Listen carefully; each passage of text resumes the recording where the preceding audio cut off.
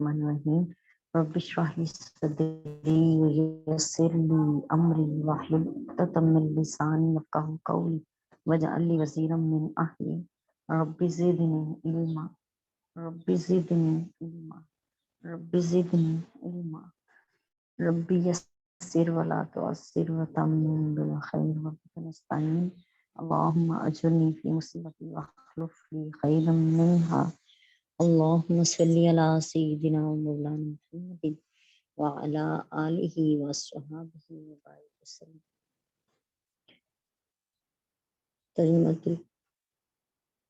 तर्जुमतुल Quran course में आप सबको खुशामदीद है। आज हमारी चल रही थी जी सूरह आले इमरान की आयत नंबर 103, जिसको हमने स्टार्ट किया हुआ था और तफरका चल रहा था कि तफरका ना डालो, और इसकी मुमानत के बारे में जो अहकामात थे वो हम बयान कर रहे थे। आइए यहीं से स्टार्ट करते हैं कि बाहमी बुग़्ज़, असद और असबियत कहते हैं जी तरफदारी या ताकतवरी को, कि ताकत के साथ जो है किसी चीज को मनवाना या किसी की तरफदारी करना। इनकी वजह से जो पैदा होने वाले इख्तलाफात हैं, तफरका है, उसकी भी मुमानत है। इस आयत में तफरके की मुमानत का दूसरा मान और मफ़हूम ये है कि मुसलमान दुनियावी अमूर, अगराज़े बातिला यानी झूठे अगराज जो हैं, मकासिद जो हैं, और बुग़्ज़, हसद और असबियत यानी तरफदारी की वजह से एक दूसरे से इख्तलाफ ना रखें और तफरके में ना बट जाएं। मुसलमानों की 1400 साल तारीख इस पर शाहिद है कि जब भी मुसलमान तफरके का शिकार हुए तो उनकी हुकूमत इनके हाथ से जाती रही, या तो सफ़े हस्ती से मिटा दिए गए या गैर कौमों के महकूम और गुलाम बन गए। उंदलस में मुसलमानों ने 800 साल हुकूमत की, लेकिन आपस के तफरके की वजह से ईसाइयों ने पूरे स्पेन पर कब्जा कर लिया और मुसलमानों के लिए सिर्फ 3 रास्ते खुले रखे। एक रास्ता ये था कि उंदलस से निकल जाएं, दूसरा ये कि ईसाई हो जाएं, तीसरा या फिर मरने के लिए तैयार हो जाएं। हत्ता कि एक वक्त ऐसा आया कि पूरे स्पेन में एक मुसलमान भी ना रहा। बगदाद में इसी तफरकाबाजी और शिया सुन्नी इख्तलाफ की वजह से मुसलमान कमजोर हुए और हलाकू खान के हाथों मुसलमानों की जिल्लत की एक तारीख लिखी गई। हिंदुस्तान में मुसलमानों ने कई सदियों तक हुकूमत की, लेकिन जब मुसलमान बदनज़मी का और ला कानूनियत का शिकार हुए, शराब नोशी और मौसीकी में डूब गए, तो अंग्रेजों की गुलामी इनका मुकद्दर बनी। मशरकी पाकिस्तान में जब मुसलमान उर्दू और बंगला दोनों जुबानों के इख्तलाफ के चक्कर में पड़े तो फिर मशरकी पाकिस्तान हाथ से जाता रहा। अल्लाह पाक महफूज फरमाए, यानी ये इख्तलाफ जो हैं वो तबाहकारियों का नतीजा बनते हैं, और अल्लाह ताला ने मुसलमानों को इस किस्म के इख्तलाफात से भी रोका है और मना किया है। सूरह अनफाल की आयत नंबर 46 है, और आपस में झगड़ा ना करो वरना बुज़दिल हो जाओगे और तुम्हारी हवा उखड़ जाएगी। यानी जो गैर मुस्लिम कौमों पर तो मुसलमानों का रोब है वो जाता रहेगा। इमाम मोहम्मद बिन इस्माइल बुखारी लिखते हैं, रवायत करते हैं, ये बुखारी शरीफ की हदीस पाक है कि हजरत नुमान बिन बशीर रदियल्लाहु ताला अन्हु बयान कर रही हैं कि नबी करीम अलैहिस्सलाम ने फरमाया, मुसलमानों का एक दूसरे पर रहम करना, एक दूसरे से दोस्ती रखना और एक दूसरे पर नरमी करना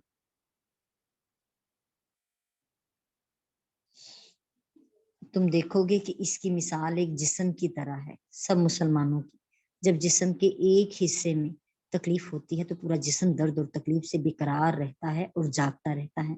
सो मुसलमानों की मिसाल भी ऐसी ही है कि सब एक ही जिस्म की मानिंद हैं। कोई दूसरा मुसलमान बहन भाई परेशान है तो उसकी परेशानी को ऐसे ही महसूस करना चाहिए जैसे पूरा जिस्म दर्द और तकलीफ महसूस करता है। हज़रत अबू मूसा अशअरी रज़ियल्लाहु ताला अन्हु बयान करते हैं कि नबी करीम अलैहिस्सलाम ने फरमाया, मोमिन के लिए दीवार की तरह है जिसके बाज़ अज्जा बाज़ को मजबूत करते हैं।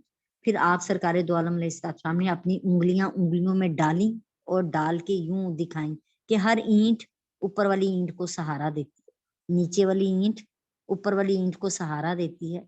सो ऐसे ही मोमिनों की मिसाल है کہ हर मोमिन दूसरे मोमिन के लिए सहारा बन जाए, ना कि सहारा छीनने वाला और एक दूसरे से हसद रखने वाला बन जाए। अल्लाह माफ फरमा दे।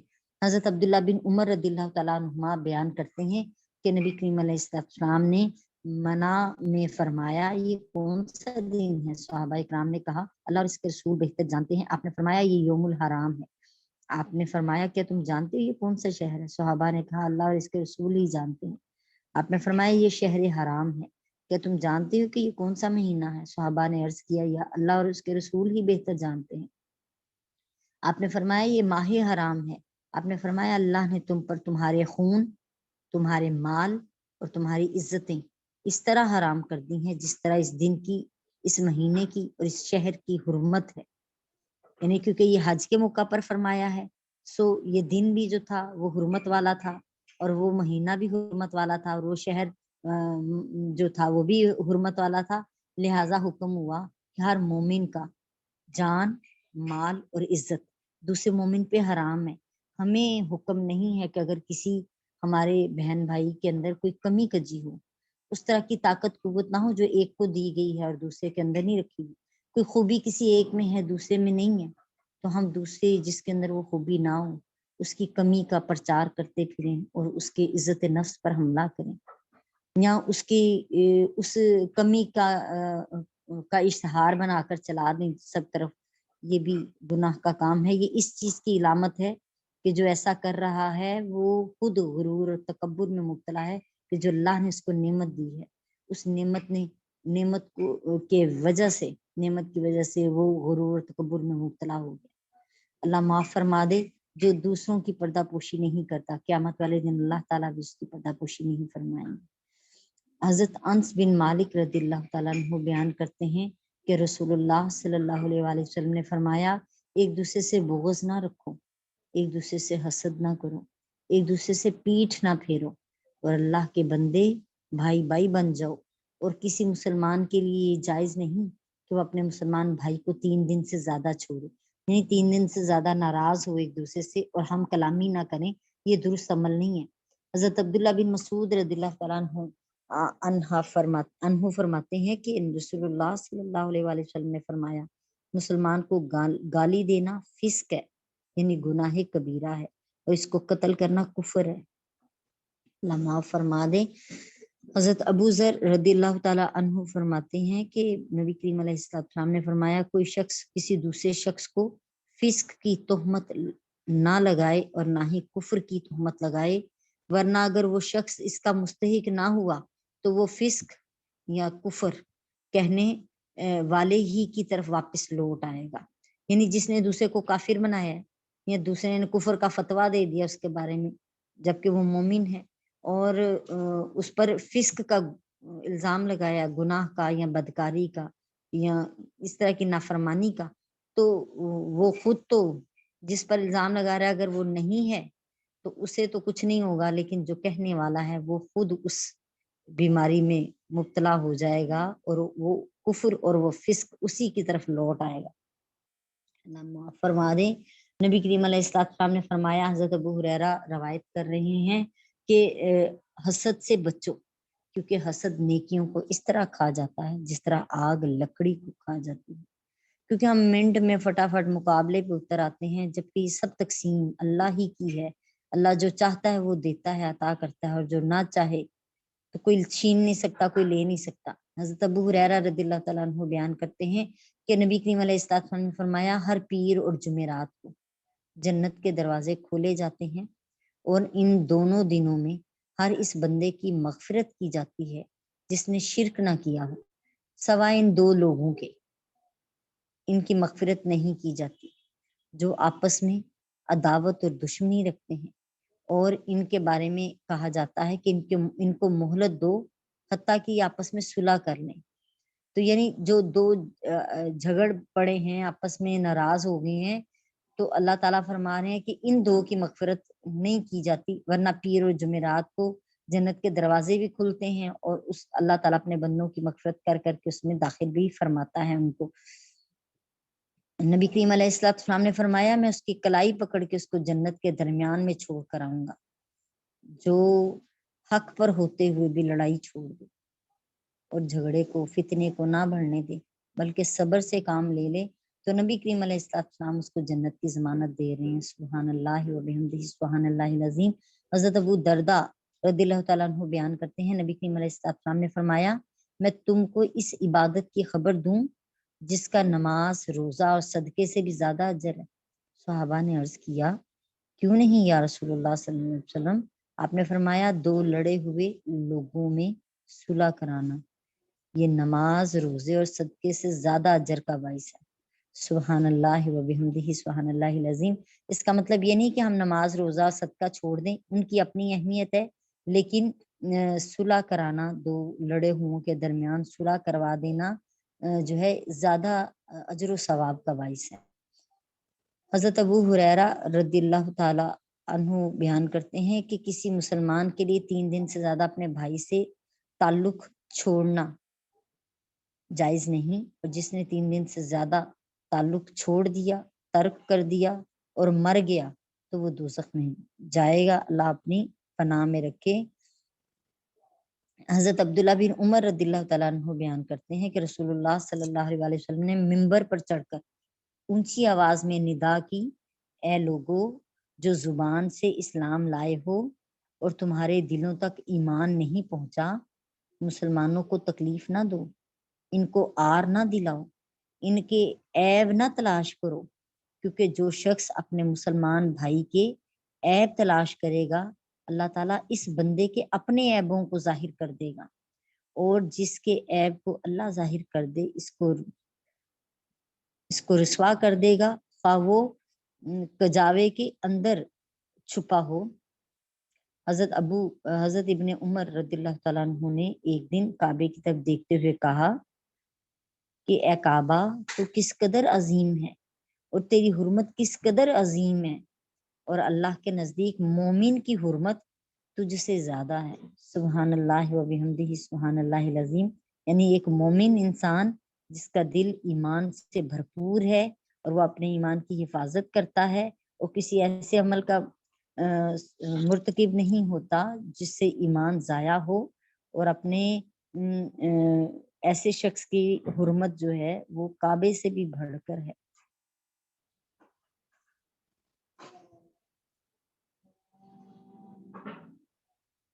अल्लाहुल करीम, अल्लाहुल करीम।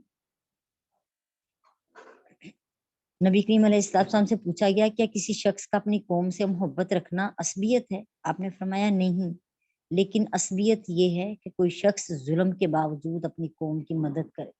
यानी अगर कौम गलत काम कर रही है तो खुद भी देखा देखी उनके पीछे उसी गलत काम पर हो, ये भी वो कौम भी जुल्म कर रही है और खुद भी उन्हीं की हमायत में हुआ उसी गलत काम पर, अल्लाह पाक माफ फरमाए। हजरत अबू हुरैरा रदियल्लाहु ताला अन्हु बयान करते हैं कि रसूलुल्लाह सल्लल्लाहु अलैहि वसल्लम ने फरमाया, अल्लाह ताला क़यामत के दिन फरमाएगा, आज वो लोग कहाँ हैं जो मेरी जात की वजह से आपस में मोहब्बत करते थे, मैं इन्हें आज अपने साये में रखूंगा जिस दिन मेरे सिवा और किसी का साया नहीं। सुभान अल्लाह व बिहम्दिही सुभान अल्लाहिल अज़ीम। हजरत मुआज बिन जबल रदियल्लाहु ताला अन्हु बयान करते हैं कि रसूलुल्लाह सल्लल्लाहु अलैहि वसल्लम ने फरमाया, जो लोग मेरी वजह से बाहम मोहब्बत रखते हैं और जो मेरी वजह से एक दूसरे के पास बैठते हैं और मेरी वजह से एक दूसरे से खर्च करते हैं, इनके लिए मेरी मोहब्बत वाजिब हो गई है।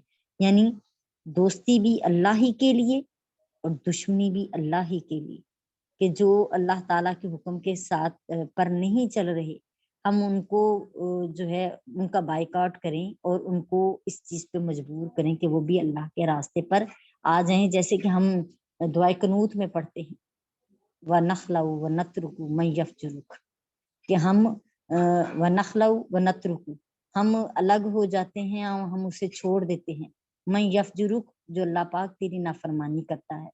लेकिन हम ऐसा करते नहीं हैं। कोई नाफरमानी करता है या नहीं करता, हम कहते हैं कि हमारा तो ये पर्सनल मामला है, अपना अपना खाता है, कोई करता है तो ठीक है, नहीं करता तो ना करे। लेकिन नेकी का हुक्म करने का हुक्म है और बुराई से रोकने का हुक्म है। इंशाल्लाह इस टॉपिक को हमने आगे पढ़ना है। अल्लाह ताला इरशाद फरमाते हैं आगे कि वज़कुरू निअमतल्लाहि अलैकुम इज़ कुंतुम आदाअन फ़अल्लफ़ बैन क़ुलूबिकुम فَأَصْبَحْتُمْ بِنِعْمَتِهِ